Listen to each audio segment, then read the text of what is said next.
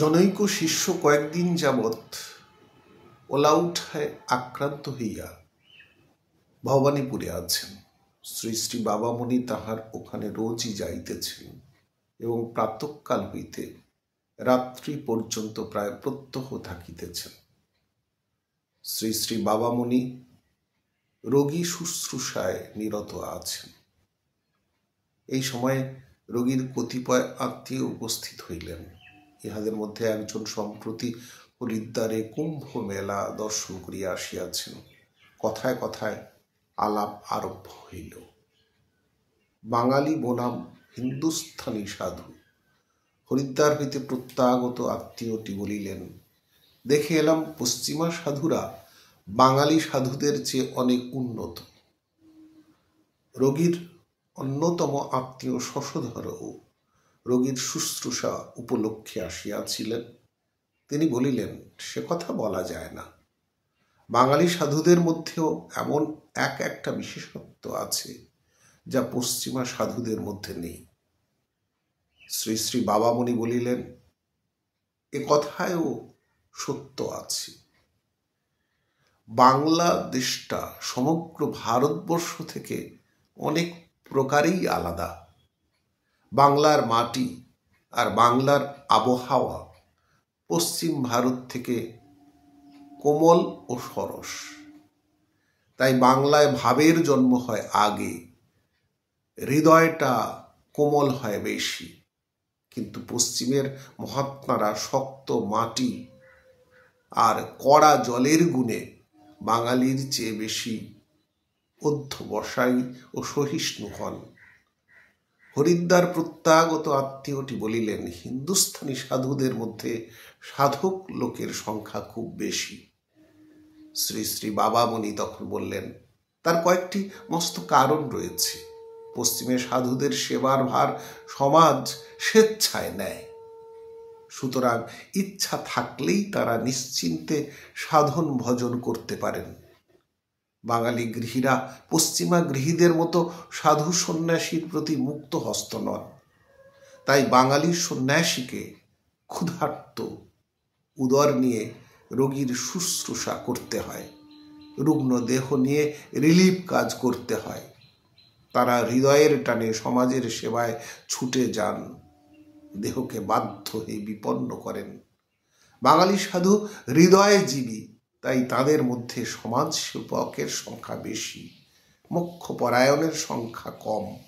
দৃষ্টান্তের জন্য বেশি দূর যেতে হবে না, এক স্বামী বিবেকানন্দকেই দেখো না কেন।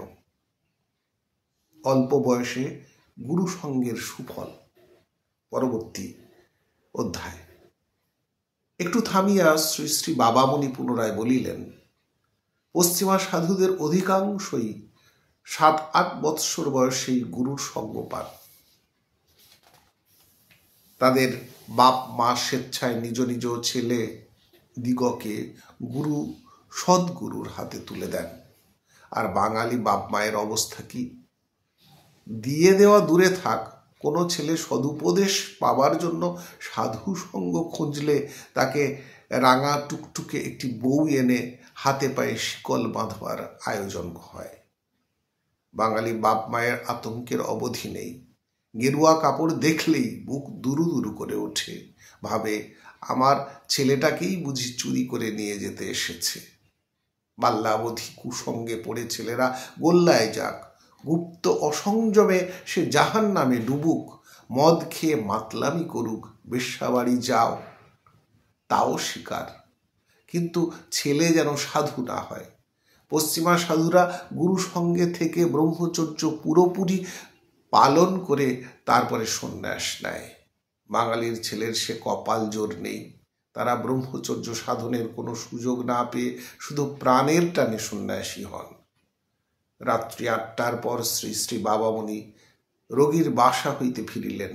সঙ্গে শশধরও আসিলেন। শশধরকে লইয়া শ্রী শ্রী বাবামণি আদিগঙ্গার তীরে বসিলেন। অদূরে কয়েকজন ভগবত ভক্ত মৃদু মধুর কণ্ঠে হরিনাম কীর্তন করিতেছিলেন। শ্রী শ্রী বাবামণি ও শশধর অন্ধকারের আড়ালে বসিয়া নিঃশব্দে হরিনাম শুনিতে লাগিলেন। উঠিবার সময় শশধর বলিলেন, সাধু সঙ্গের ইহাই গুণ, হরিনামের অভ্যর্থনা পাওয়া যায়। সন্ন্যাসীরা গৃহীদের সন্তান। পরবর্তী অংশ। পথে সাধুদের প্রতি গৃহীদের মনোভাবের প্রসঙ্গ উঠিল। কথায় কথায় শ্রী বাবামণি বলিলেন, আজকালকার লোকেরা সাধুদের উপরে কেমন চটা, দেখতে পাচ্ছ তো? কিন্তু কোনো বুদ্ধিমানই একবার তলিয়ে দেখছেন না যে তাদের ঔরসে জন্মে যারা সাধু হবেন তারা আর কত দূর এগোবেন। গৃহীরা সব সাধুদের নিন্দে করে বেড়াচ্ছেন, কিন্তু লজ্জা বোধ করেন না যে এসব নিন্দিত লোকেরা তাদেরই ঘরে জন্মেছিল। গৃহীরা যদি জন্ম দেন ছাগল আর কুকুরের, তাহলে সাধুরা কি হবেন? ঐরাবত আর সিংহ। তৎপরে শ্রী শ্রী বাবামণি আরও বলিলেন, সন্ন্যাসের ভিতরে যে ব্যভিচার ঢুকেছে তার সংশোধন হয় কটাক্ষে যদি সন্ন্যাসীর জন্মদাতারা আত্মসংশোধন করেন। জনকের ভিতরে পাপ রয়েছে, সন্তান তার প্রভাব কিছু না কিছুই পেয়ে তো পারে না, না পেয়েই তো পারে না। এই জন্যই সর্বাগ্রে চাই গার্হস্থ্যের সংশোধন। সন্ন্যাসকে উৎখাত করে সন্ন্যাসীদের মধ্য হতে ব্যভিচার দূর করার চেষ্টা পণ্ডশ্রম মাত্র। গৃহীদের ভিতরে সংযম সাধনার প্রতিষ্ঠা করতে চেষ্টা করলেই সে চেষ্টা সুফলপ্রদ হবে। সন্ন্যাস বা গার্হস্থ নয়, উৎসর্গই আদর্শ। শশধরের এক প্রশ্নের উত্তরে শ্রী শ্রী বাবামণি বলিলেন, সন্ন্যাস বা গার্হস্থ কখনো কারো আদর্শ হতে পারে না, উৎসর্গই হবে মানুষের আদর্শ। যে উৎসর্গ করলে আমার পূর্ণ তৃপ্তি হবে, সকল তৃষ্ণা মিটে যাবে, সেটাই হবে আমার আদর্শ। যেভাবে উৎসর্গ করলে চরম সার্থকতা মিলবে, তাই হলো পন্থা। গৃহীর জীবনও উৎসর্গের, সন্ন্যাসীর জীবনও উৎসর্গের।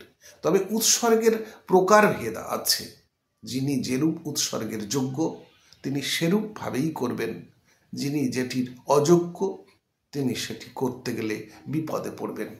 পাঠ করলাম অখণ্ড সংহিতা থেকে প্রথম খণ্ড। ধন্যবাদ।